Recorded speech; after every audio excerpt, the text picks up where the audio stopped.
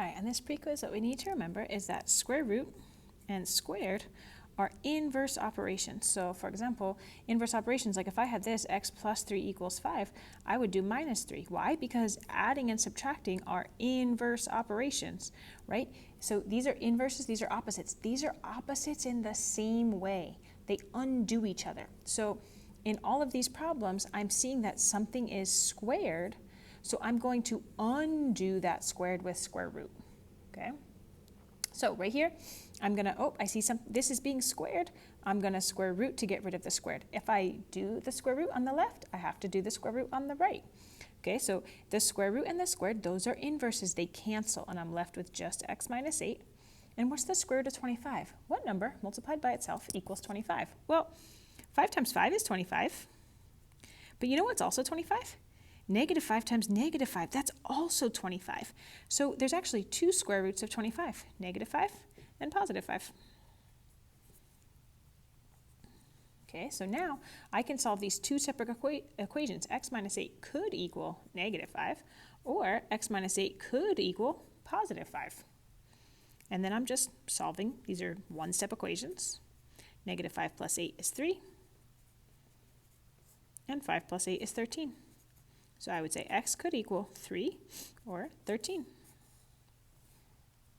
Here, something is being squared. Ooh, I'm going to do the inverse. I'm going to square root. I'm going to square root, right? Square root and squared cancel. I'm left with x. What's the square root of 121? Well, 11 times 11 is 121, and negative 11 times negative 11 is also 121. So it could be either negative 11 or positive 11. Here, x is already by itself, and I'm done.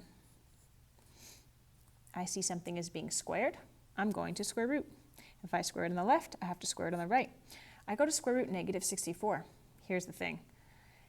Nothing multiplies to negative 64. If I had 8 times 8, that would be positive 64.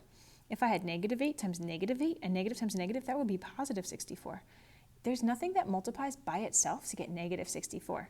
So here I would write no real solutions. Here, I notice this thing that's being squared isn't by itself yet. Look, here's the equal sign.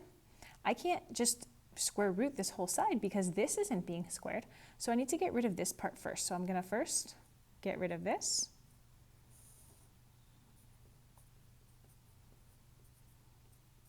Three plus 13 is 16. And now this is being squared. So I'm going to go ahead and square root to get rid of squared. Squared on the other side.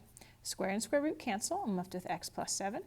The square root of 16, it could be negative 4, could be positive 4. So now I have x plus 7 could equal negative 4, or x plus 7 could equal positive 4.